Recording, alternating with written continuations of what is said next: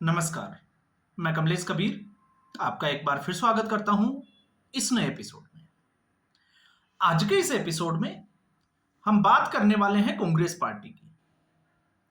Congress party ने संविधान को अपने बाप की जागीर समझ रखी है और ऐसा आज की तारीख में अगर हम कहें तो मुझे लगता है कि बेईमानी होगा। आजादी के बाद से ही यह स्थिति बनी हुई है और आज संयोग से आप देखिए 2014 में जब प्रधानमंत्री नरेंद्र मोदी सत्ता में आए, उसके बाद राहुल गांधी संविधान को बचाने के लिए लगातार जो है वो रैलियां कर रहे हैं, सभाओं को संबोधित करते हैं और संविधान की प्रति हाथ में लेकर घूमते हैं। इसका दूसरा जो कारण है वो ये भी है कि आंशिक ही सही, लेकिन राहुल गांधी को लगता है और पूरी कांग्रेस पार्टी को लगता है कि इस संविधान की प्रति की वजह से 2024 में उनकी सीटें डबल हो गई, 99 पे पहुंच गई।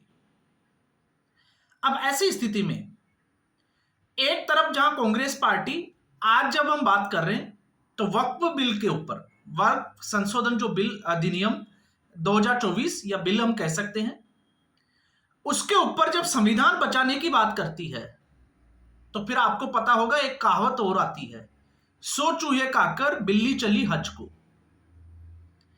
इस देश में संविधान को अगर किसी ने तार तार करने का काम किया तो वो कांग्रेस पार्टी ने किया।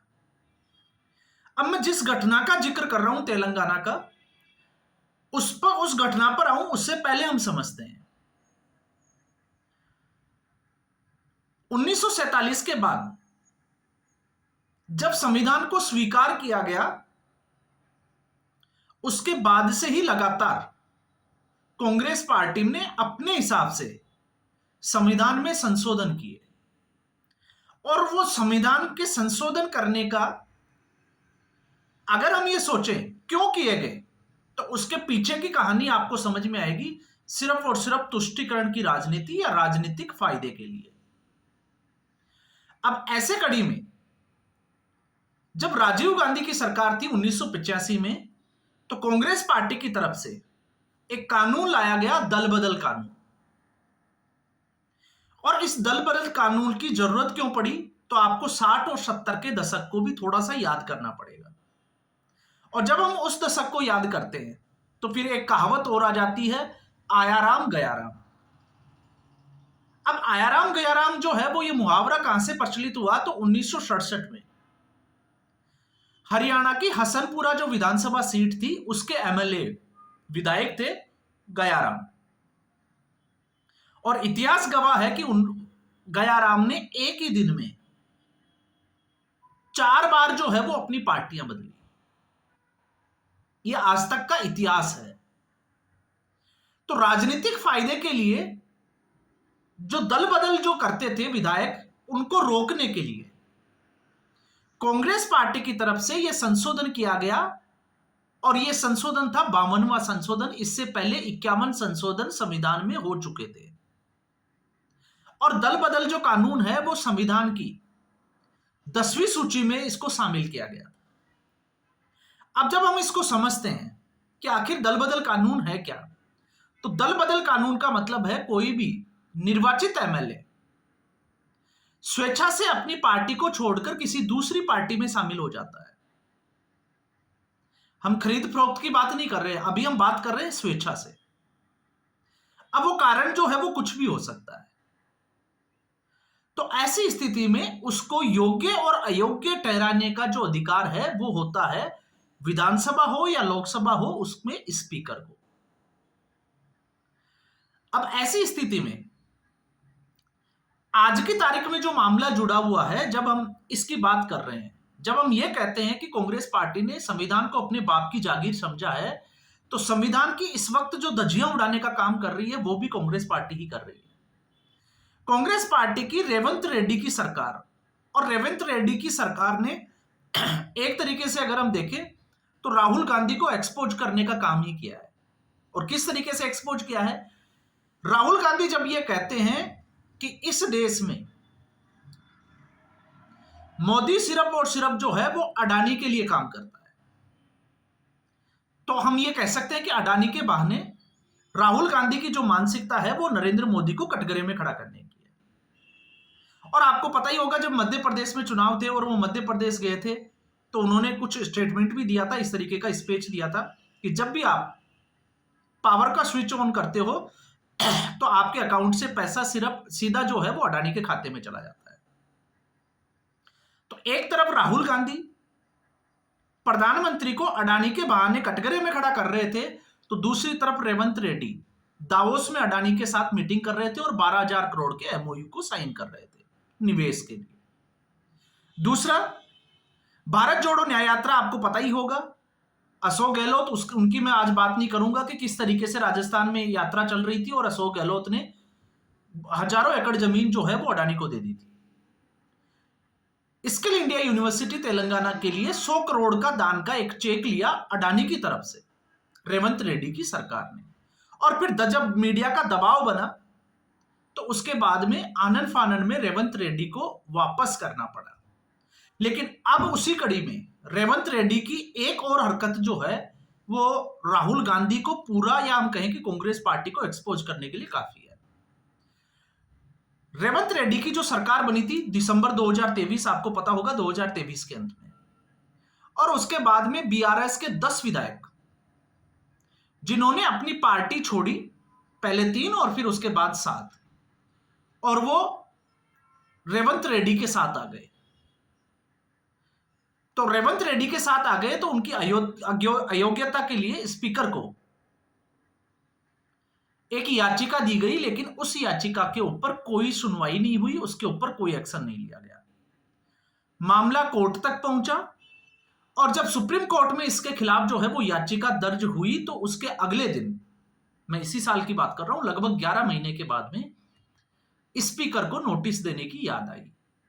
तो ऐसी स्थिति में जस्टिस बी.आर. गवई और justice George Masih, Augustine George Masih, इन दोनों की बेंच ने इस पर सुनवाई करते हुए जिस तरीके से तेलंगाना सरकार को रगड़ा, मुझे लगता है कि आपको इसके ऊपर जो है वो जानकारी होना जरूरी है। आप जाएं और गूगल पर सर्च करके देखें कि कल के दिन सुप्रीम कोर्ट में क्या हुआ था, और सुप्रीम कोर्ट ने जिन बातों का जिक्र किया वो भी हमें जानना जरूरी है। सुप्रीम कोर्ट ने सीधे तौर से रेवंत रेड्डी को भी कटघरे में खड़ा कर दिया कि रेवंत रेड्डी विधानसभा के पटल पर यह कैसे कह सकते हैं कि जो विधायक कांग्रेस पार्टी में आना चाहते हैं उन सीटों के ऊपर उपचुनाव नहीं होगा।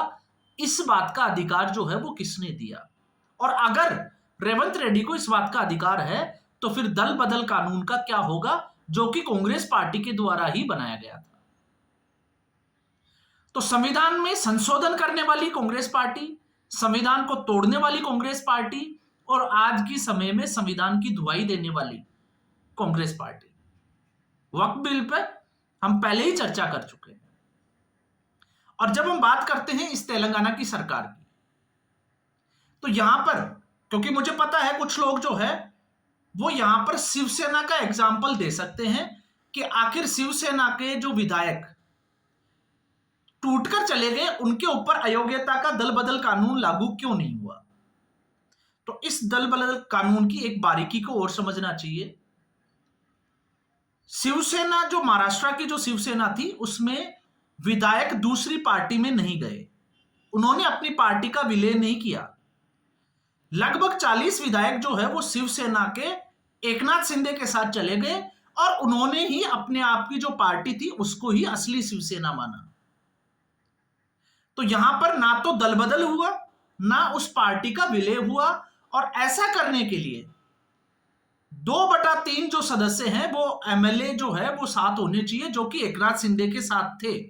इसलिए वहां के स्पीकर ने एकनाथ शिंदे के साथी विधायकों को अयोग्य घोषित नहीं किया था। इसका कारण यह है, लेकिन आपको साथ में यह भी नहीं भूलना चाहिए कि विधानसभा स्पीकर ने, क्योंकि मामला कोर्ट तक चला गया था, विधानसभा स्पीकर ने जो उद्धव ठाकरे गुट के जो शिवसैनिक थे, जो शिवसेना के विधायक थे, उनको भी अयोग्य नहीं ठहराया था। तो एकनाथ शिंदे ने दल बदल नहीं किया था, पूरी पार्टी के ऊपर कब्जा किया था। वो दल बदल कानून के दायरे के बाहर आता है। अगर वो भारतीय जनता पार्टी में शामिल हो जाते तब हम कह सकते थे कि ऐसा जो है वो हो सकता था। तो ऐसा वहां पर नहीं हुआ। लेकिन आज, क्योंकि ऐसे समय में जब दल बदल कानून या दल ये विरोधी जो कानून है, संशोधन अधिनियम, जिसको 10वीं अनुसूची में जोड़ा गया था 52वें संशोधन में, उसके तहत अगर ऐसा होता है तो जो सीट खाली हो जाती है, जिनके ऊपर कार्रवाई की जाती है ऐसे विधायक और सांसदों के ऊपर, तो उस सीट के ऊपर 6 महीने में, आने वाले 6 महीने में बाई इलेक्शन, उपचुनाव होना जरूरी है। तो फिर यह अधिकार किसने दिया रेवंत रेड्डी को कि वो विधानसभा के पटल पर खड़े होकर यह कह दे कि उन सीटों के ऊपर उपचुनाव नहीं होगा। तो इसलिए मैंने पहले ही जो है वो इसको आपको इसी तरीके से कहा कि जो अपने बाप संविधान को अपने बाप की जागीर समझ ले और वही संविधान की दुहाई दे, तो आप समझ सकते हैं कि अब स्थिति जो है वो विकट है। तो अगर कांग्रेस पार्टी ये सोचती है वो किसी भी मुद्दे के ऊपर कि वो संविधान को लेकर बैठ जाएगी, तो भारतीय जनता पार्टी ने जो संविधान में संशोधन किए हैं, तो वो समय के हिसाब से जब कांग्रेस पार्टी को लगा, जो पार्टी सत्ता में आई, और जब पार्टी सत्ता में आती है तो उसको नए बिल बना लाने में, नए कानून बनाने के लिए जनता ने मैंडेट दिया है। तो इससे पहले क्योंकि कांग्रेस पार्टी बहुमत में थी, तो कांग्रेस पार्टी ने अपने हिसाब से संशोधन किए, और अब जब भारतीय जनता पार्टी सत्ता में है तो लगातार तीसरी बार जो है वो भारतीय जनता पार्टी को मैंडेट मिला है।